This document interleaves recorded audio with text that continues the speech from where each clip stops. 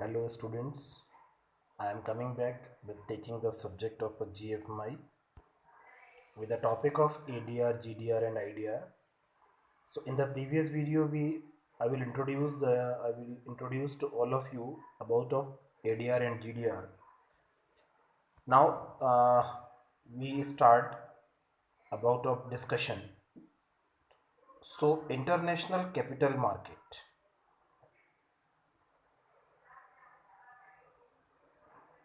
is basically classified into the two categories.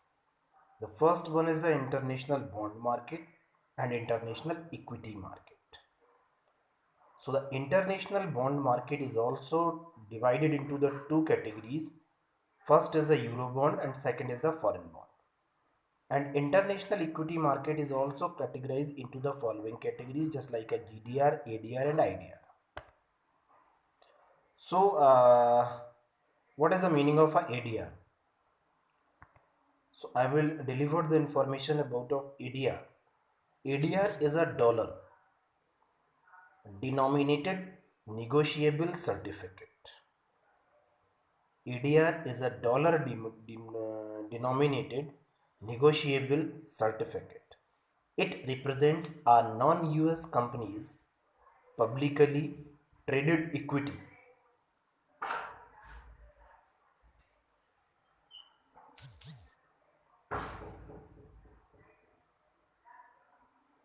Publicly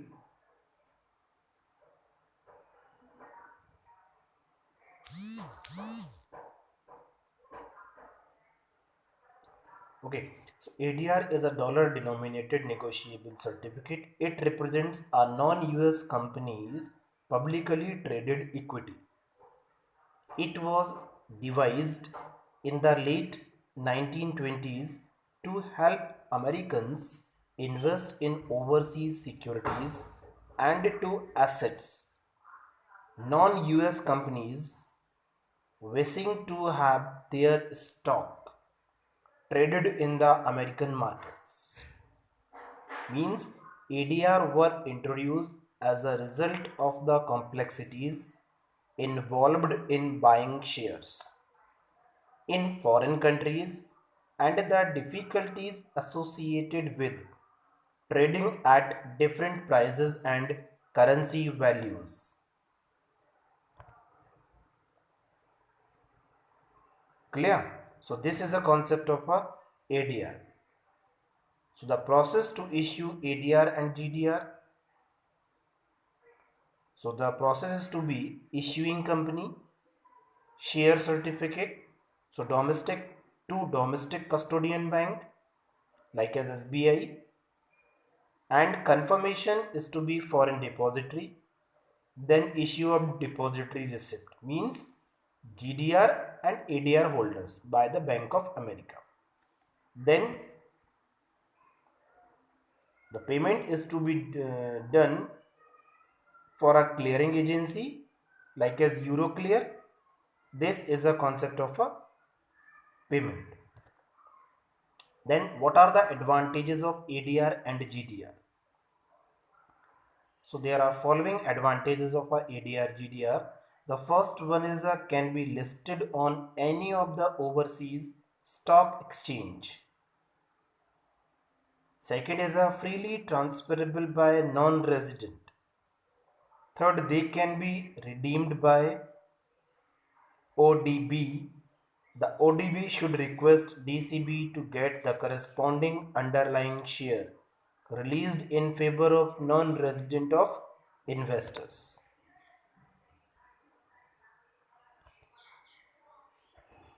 Then we have discussed about level of ADRs. So level 1. Level 1 ADRs are the lowest level of sponsored ADRs and also the simplest method of companies to access the US capital market. Level 1 ADRs are traded in the over the counter market means OTC. Level 1 ADR essentially enable a company to obtain the benefits of a US publicly traded security without attaining their current reporting process.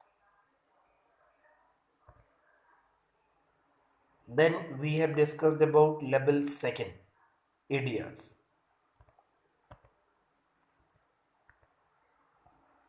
Level second ADRs enable companies to list their ADRs. The American Stock Exchange, the New York Stock Exchange, and the OTC Bulletin Board, thereby offering higher visibility in the US market, more active trading, and greater liquidity.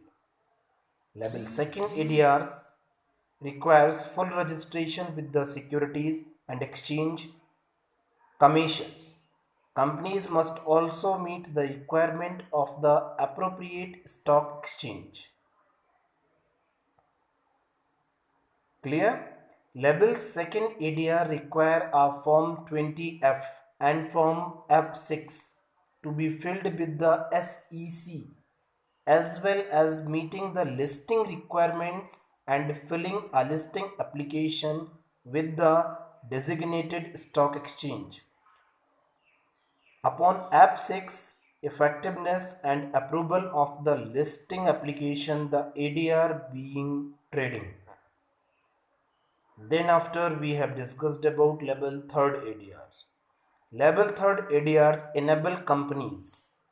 Level third ADRs enable companies to list their ADRs on NASDAQ, the Amex, the NYSE, or the OTC built-in board, and make the simultaneous public offering of ADRs in United States. The benefits of level third ADRs are substantial. It allows the issuer to raise capital and leads to much greater visibility to the US market. And the level third ADR programs must comply with various SEC rules, including the full registration and reporting requirements of the SEC's Exchange Act. Clear? So these are the three levels of ADR: level 1 ADR, level 2 ADR, and level 3rd ADR. Then after we have discussing about pricing of ADR and GDR. So pricing of ADR and GDR should not be less than higher of two following. Means average weekly closing price in the last 6 months and average weekly closing price in the last 2 weeks.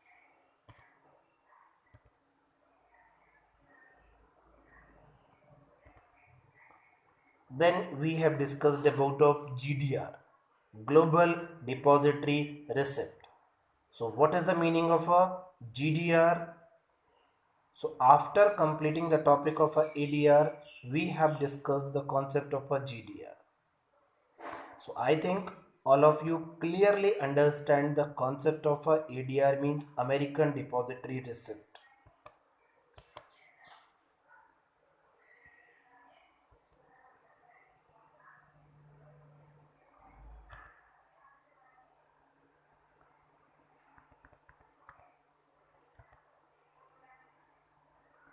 And one more thing about of ADR, issues related expenses should not exceed 4% in case of GDR, 7% in case of EDR, and 2% private placement of ADRs and GDRs.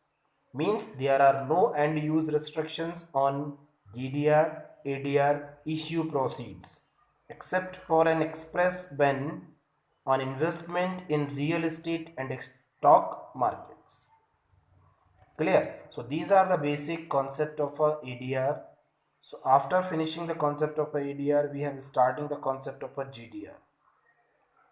So I think and I hope the information which is delivered by me in this video is very important to all of you. So please download this video and get the knowledge about of ADR, and the remaining information about of GDR and IDR is to be included in the next video. Okay, clearly. Thank you.